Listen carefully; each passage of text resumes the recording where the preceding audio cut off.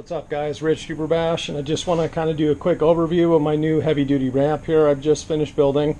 This sucker is pretty much the same exact dimension as my last ramp, so it's about 30 inches tall. I think it's about 53 inches long, basically front to back, and then it's about 40 inches wide.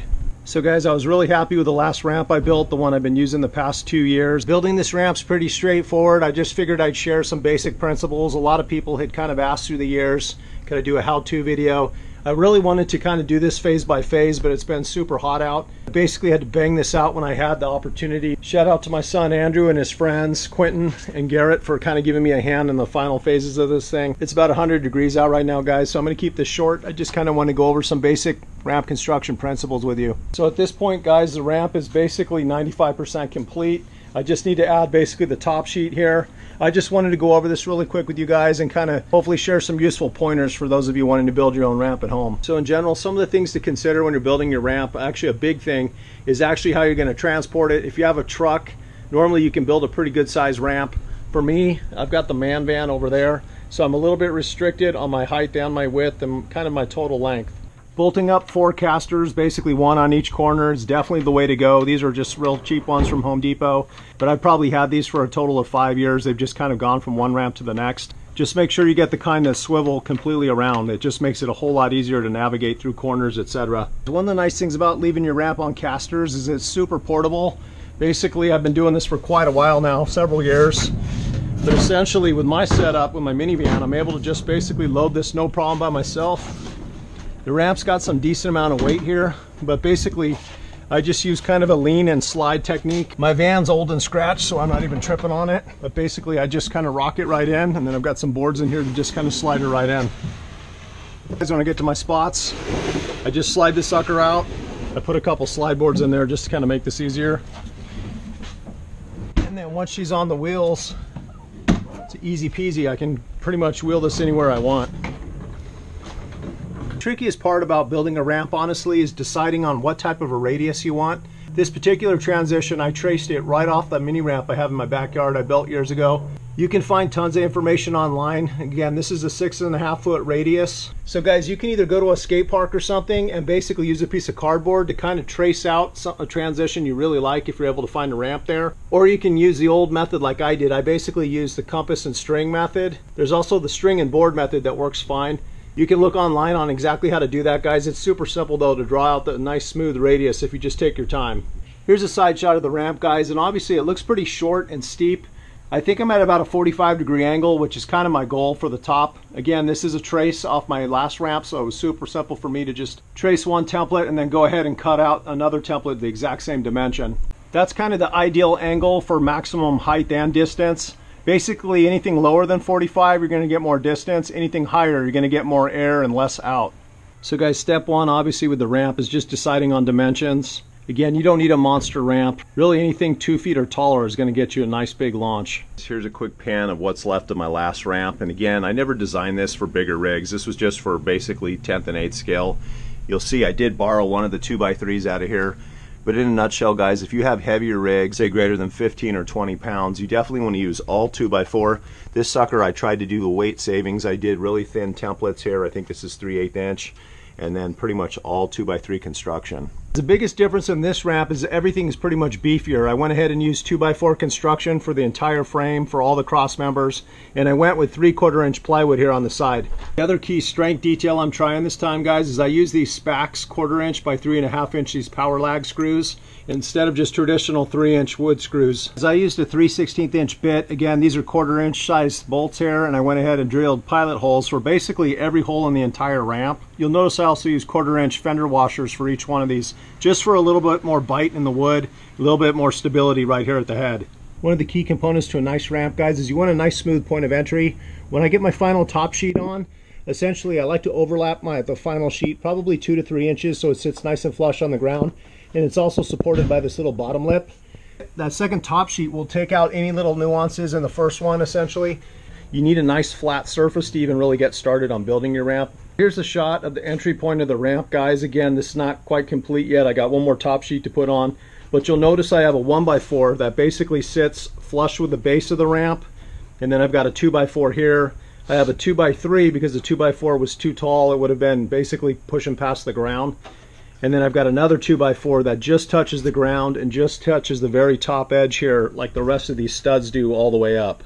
Here's just a pan from the bottom, guys, but you'll see basically the front of the ramp, the first half of the ramp really takes the hardest hit most times. You'll see I've spaced my studs no more than about maybe 6 to 8 inches apart max. This particular one here, this is where the two sheets meet together. You always want at least one or actually two studs wherever there's a seam between two pieces of wood. So from the top backwards, guys, I just counted, and basically I've got 11 pieces of lumber total. Definitely better to have too much than not enough though, because you'll end up with soft spots and essentially punch a hole through your ramp. So just going over basic tools you need, guys. Obviously you need a tape measure. You really do want to have some type of a stiff kind of measuring rule like this sucker here. Nice to have a rubber mallet to kind of knock pieces of wood gently into position. You're going to need a pencil, some pens kind of just to mark your lines with. It's nice to have a vise. This one's pretty small, but it did the job. It's also nice to just have a square. The level comes in handy as well. As far as power tools, guys, it's nice to have two drills. You got one with your bit if you're going to drill pilot holes for your screws, another to drive your screws. I've got this big daddy over here. This is a plug-in 3/8 drill, kind of more of a heavy-duty drill. This sucker is for driving these big lag screws in. Here's a shot of my handy jigsaw, guys, but I wanted to show you the difference in these teeth. You definitely want to get something with beefier teeth on it to cut through this 3/4 inch ply, but you really do need a jigsaw to go ahead and cut these templates out nice and smooth. Here's a shot of my chop saw, guys. This tool is absolutely phenomenal, whether you're doing baseboard in your house or building something outside. So the nice thing about having a laser, guys, is if you need to just kind of nip off like a 1/16 or 1/8 of an inch to kind of get a board to fit right, it's pretty easy to do safely as long as you have your hands and fingers far away from the blade. Lastly, don't forget to always use eye protection anytime you're using your saws. So again, guys, I go ahead and use a drill bit that's slightly smaller than the screw for basically all my pilot holes. This just keeps the wood from splitting and cracking. You'll notice I have a little larger drill bit for these lag screws. Just remember, guys, 2x4s are actually 1.5 by 3.5. You kind of have to just calculate your measurements. When you figure out your total width, in my case this is 40 inches, obviously you want to subtract the thickness of both templates when you cut these cross members. Once you have both templates cut, it's easiest to have somebody help you, but basically I always start with one board at the bottom. I usually will start at the very base of the ramp, and I'll get one cross member here, one cross member on the top, and then one cross member right here at the bottom. From that point, you're going to kind of march out your studs. Again, you really don't want to go any more than 6 to 8 inches between each cross member, at least to achieve kind of maximum support you're looking for. So you guys will see I used a straight edge to basically line up exactly where my stud was on each corner. That makes it super simple to drive in your screws right directly into the stud.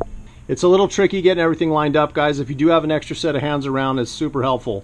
Most important part of building a ramp is just drawing a nice smooth transition. You just have to decide on how steep you want it and what kind of radius you want to go with. Again, this is a 6.5 foot radius, meaning from the bottom to the point of vertical would be about 6.5 feet in the air. So here's a shot of the top sheet that's going on, guys. It's smooth one side, rough the other side. Definitely want to have the smooth side facing down. Again, this is 3/16 kind of press board from Home Depot. There's a shot of the label right there. Again, you really want the rough side to face up just so you can get some nice traction for those last little blasts of throttle. Before I put the final top sheet on, guys, I always make a mental note of about how far out my screws are, only because when you put the final screws in, obviously you don't want to go dead center right over another screw. You're not going to get very far. Alright guys, so I got the top sheet on. You'll see I've got that little bit of overlap I was talking about right here at the bottom. Essentially when I flip the ramp down, this makes for a really nice smooth point of entry on the ground. So again, I had to countersink this hardboard and I went ahead and used this sucker right here. But essentially you want all your screws to be slightly recessed or at least totally flush with the surface of the ramp, just so you don't snag your bumper, your skid, etc. So the last thing I always do, guys, is I use my fingers just to kind of feel whether or not the screws are right. This one I can feel just a little bit of an edge. It looks like my angle was just a tiny bit off when I was going into the stud.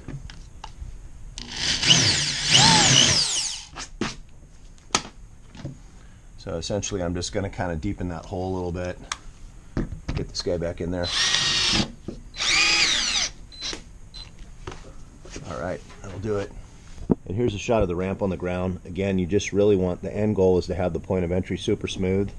Then you just kind of follow it up, but you'll see the transition actually came out pretty nice, so I'm pretty happy with this, guys. What's up, Panther? So one reason I always have a short deck here, guys, basically it's for stability. If you were to basically cut the ramp off right here, what happens is with a hard enough sand here, the entire ramp wants to kind of fulcrum forward and the bottom part kind of lifts up. The other thing is by leaving myself a little spot right here, essentially I have a handle so I can kind of get my foot on the base, just roll the sucker right up onto its wheels, and then I'm ready to go.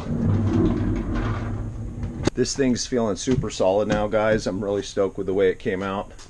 Alright guys, I think that's going to be it. Hopefully some of you will find some useful tips in this video. Next time I'll try and do kind of a play-by-play, step-by-step. Essentially I didn't have time to do a play-by-play and had to just kind of bang this sucker out, especially since it's been like 100+ degrees. I want to give a big thanks again to my son Andrew for helping out with this, and to his buddies Garrett and Quentin. Alright guys, I got my Outcast 8S out here. I just figured what would be a proper test without actually hitting the new ramp with a heavier rig. Still testing Mitch Looper's M2C Racing Beefcake shock kit here.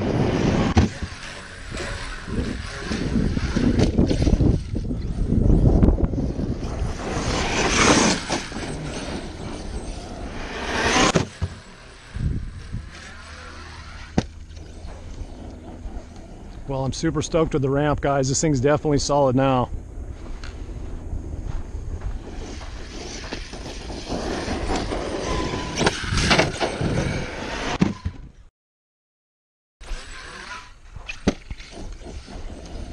Oh, looks like I lost my wing mount, guys.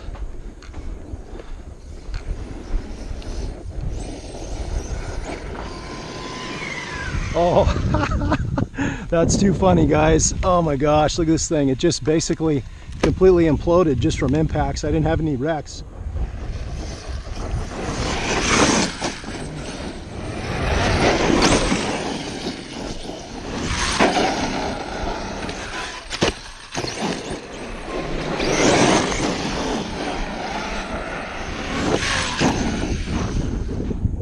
Animal. Oh.